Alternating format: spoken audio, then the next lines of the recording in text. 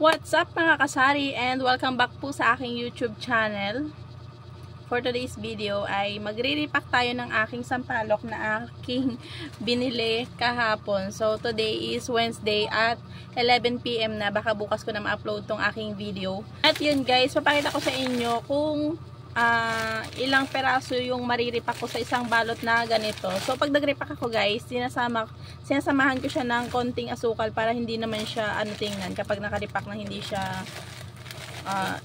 parang hindi siya lamya-lamya, ganun lamya-lamya. Yung kailangan meron konting pampakintab sa mata. May asukal na konti. Sinasama ko yan para hindi rin sayang. Ayan. So, ito yung mga gagamitin ko sa aking pagre-repack. Meron tayong plastic na 3x4. Siyempre, meron tayong spoon. And then, lagayan ng ating sampalok. At lagayan ng nirepack. Ayan, guys.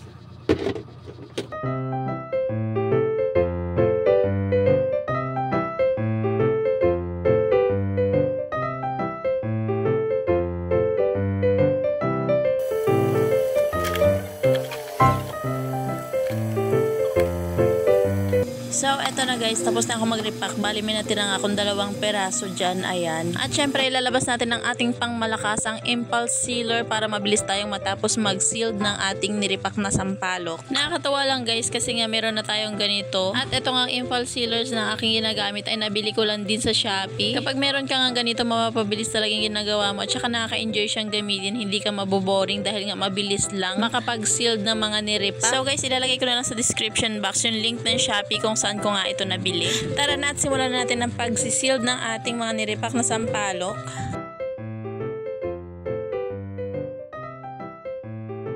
And finally, tapos na rin tayong mag-repack ng ating mga sampalok at mag-sealed. Ayan, bibilangin ko na po kung ilan yung aking nagawa para malaman ninyo kung magkano nga ba ang tubo natin sa isang balot na sampalok.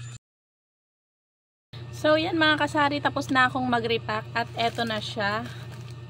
Ayan siya mga kasari ko. Bali, ang laman ng nilagay ko rito ay 6 kasi 6 ang laman niya kasi depende sa laki. Kapag medyo maliliit, ayun, dinadagdagan ko ng isa. Ginagawa kong 7. So, ngayon, puro 6 yung laman nito dahil medyo malalaki yung laman niya guys. Ayan oh. So, eto yung sinasabi ko guys na medyo lalagyan natin ng konting asukal para maganda siyang tingnan. Pampaakit din guys sa mata kapag meron siyang asukal. Kasi pag kapag walang asukal, para siyang tuyo. Ganon. Tuyo. Parang tuyo yung itsura niya. So mga kasari ko, ang nagawa ko nga neto ay 36 pieces nung aking binilang. So ita times natin siya sa 5 pesos. Kasi 5 pesos ang bentahan ko neto, isang peraso. 36 times 5. Ang lumalabas na benta kapag napaubos ko siya ay 180 pesos. 180 pesos. 180 pesos. Ayan. Minus natin yung puhunan na 95. Bali, 85 pesos. Okay pa rin naman siya.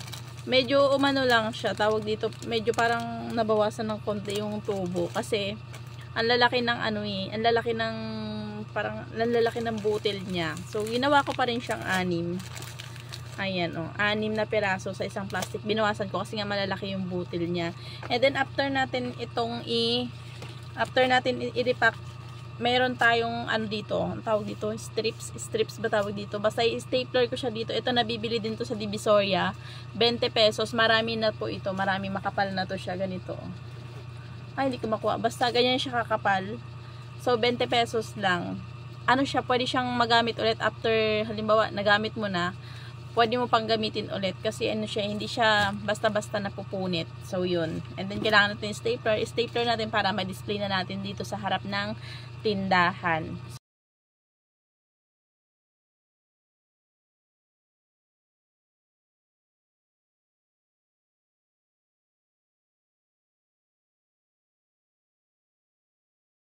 So, eto na siya mga kasari ko. At i-display natin dito sa harap ng ating tindahan para mabenta na siya.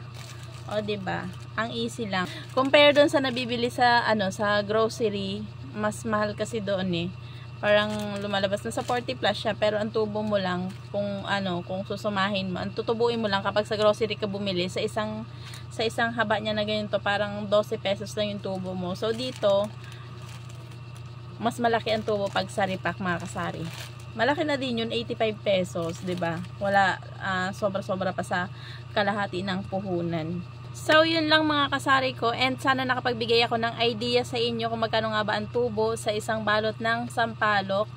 At kahit pa paano may tubo pa rin naman kayo guys, kahit na i-less ninyo doon yung strips na gamit natin, yung karton niya at saka yung plastic. So yung plastic hindi naman naabot yun ng 20 pesos isang pack, hindi nyo naman yun mauubos sa isang balot ng sampalok. And then yung strips naman, yung karton na pinag-stapleran nyo, reusable naman siya guys, so hindi kayo lugi doon, malaki pa rin naman yung kita. And thank you for watching guys, sana may natutunan kayo or nakapag-share ako ng magandang idea about sa pagre-repack ng sampalok. And then sa next vlog ko is yung gamis naman guys, kung ilan yung may gintubo nyo sa isang balot ng gamis. 2.5 kilos yun ha. At bago ang lahat ay thank you for watching, and please subscribe my YouTube channel at have a good night. Yun lang, bye bye.